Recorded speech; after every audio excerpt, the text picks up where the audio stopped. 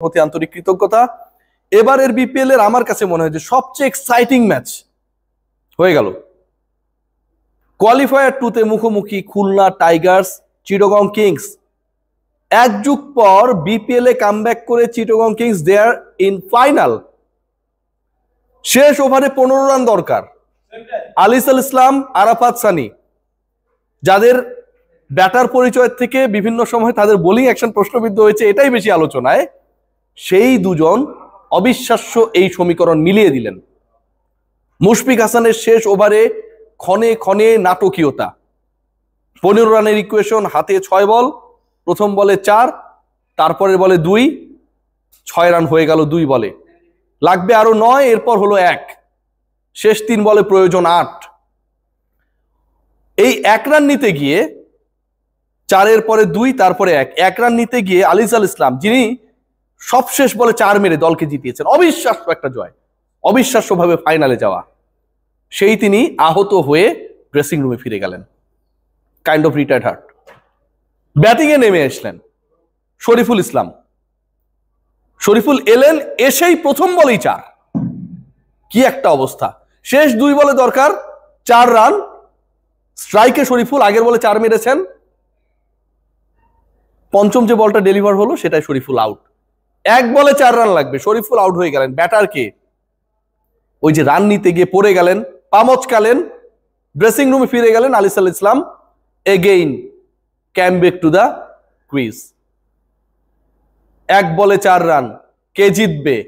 মেহেদী হাসান মিরাজরা nail biting টেনশনে শেষ বলটায় 4 মেরে আলিসাল ইসলাম বোঝালেন টি20 মহা অনিশ্চয়তার খেলা। এবারের বিপিএল এ এক্সাইটমেন্ট এখনো শেষ হয় নাই। 2 উইকেট চলে যাওয়ার পর যখন আমরা একটা 70 রানের পার্টনারশিপ দেখলাম চট্টগ্রামের, মনেই হচ্ছিল খুলনা হেরে যাবে।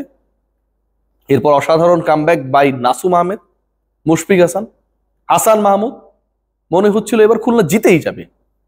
ঠিক এই মনে হওয়া না হওয়ার মাঝখানে দাঁড়িয়ে গেলেন আরাফাত সানি, আলিসাল ইসলাম।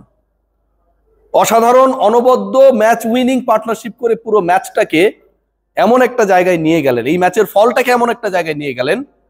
এই ম্যাচের দর্শক সংখ্যার বিচারে শুরু থেকে আমরা আলোচনা করছিলাম, আজকে তুলনামূলকভাবে দর্শক কম। টেলিভিশন স্ক্রিনে যারা খেলাটা দেখছিলেন তাদেরকে এমন একটা পর্যায়ে নিয়ে গেলেন, this is really T20 cricket, তারা প্রুভ করলেন। শেষ ওভারটা পুরো ম্যাচের চিত্রনাট্য। শেষ ওভারে আলিসাল ইসলামের পড়ে যাওয়া, আহত হওয়া, ড্রেসিং রুমে ফেরা, কামব্যাক করা, শেষ বলে 4 মারা, পুরো ম্যাচের মোড় ঘুরিয়ে দিয়েছে। এই ম্যাচে না জিতেছে খুলনা, না জিতেছে চট্টগ্রাম, জিতেছে টি20 ক্রিকেট। বিপিএল শেষ পর্যায়ে এসে জয় পেয়েছে। এর আগের ঘটনা প্রবাহ যদি আমরা দেখি, পুরোটাই আমার কাছে মনে হয় শিমরন হেটমায়ারময়। মাহিদুল অঙ্কন মাঝখানে ট্রাই করেছেন, ভালো স্কোর করেছেন, বাট খেয়াল করে দেখবেন হেটমায়ার, যেই খুলনার স্কোরটা একটা সময় মনে হচ্ছিল 120-30 কি হবে, 140 হলে আমার কাছে মনে হয়, অনেকের কাছে মনে হয় যে it could be a difficult task for the opponent to chase it. শেষ পর্যন্ত হলো 163 ফর 6। 21 বলে 22 রান করা হেটমায়ার 33 বলে করলেন 63। 21 বলে 22 রান করা হেটমায়ার 33 বলে করলেন 63, স্ট্রাইক রেট 190। প্লাস মাইনাস করে ফেলি, শেষ 12 বলে শিমরন হেটমায়ার করেছেন 41 রান, 350 স্ট্রাইক রেটে শেষ 12 বলে করেছেন 41 রান। শেষ 4 ওভারে খুলনা টাইগার্স তুলেছে 69 রান। ভাবা যায় হয়েছে এটা। প্রতিপক্ষের বোলারদের বেদম পিটিয়ে স্কোরটাকে 140 যখনটাই মনে হচ্ছে স্মার্ট টোটাল, সেটাকে তারা করে ফেললেন 160+। এবং সেই 160+ যখন চেস করতে নেমে চট্টগ্রাম শুরুতেই তাদের 2 উইকেট হারিয়ে ফেললো।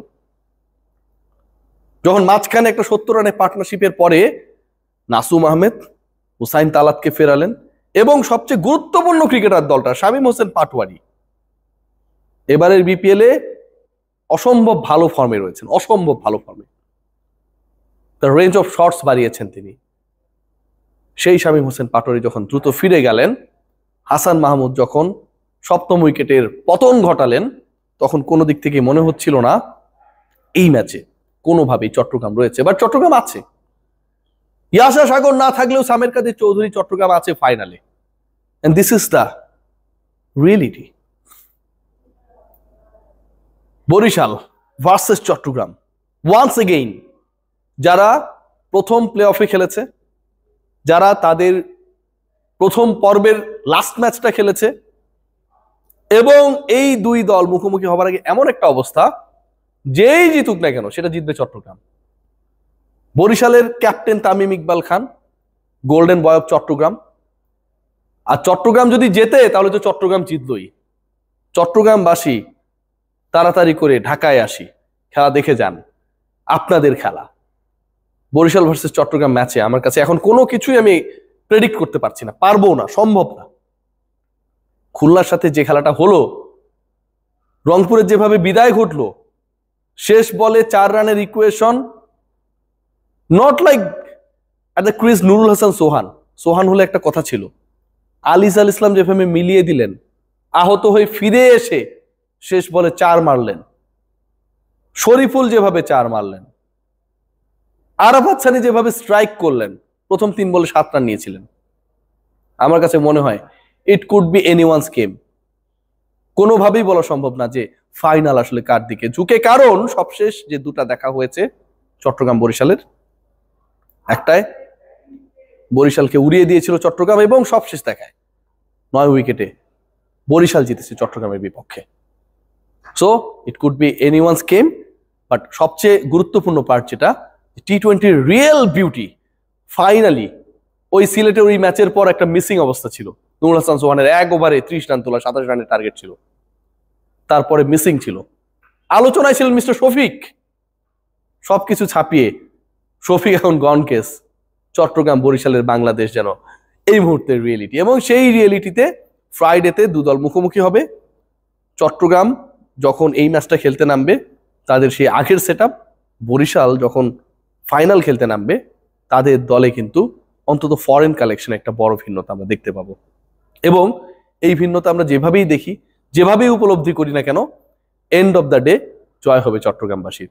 বরিশাল টানা 4 সিজনের মধ্যে 3টায় ফাইনালিস্ট, এবং এবার চ্যাম্পিয়ন হয়ে গেলে তারা 2বারের চ্যাম্পিয়ন হবে।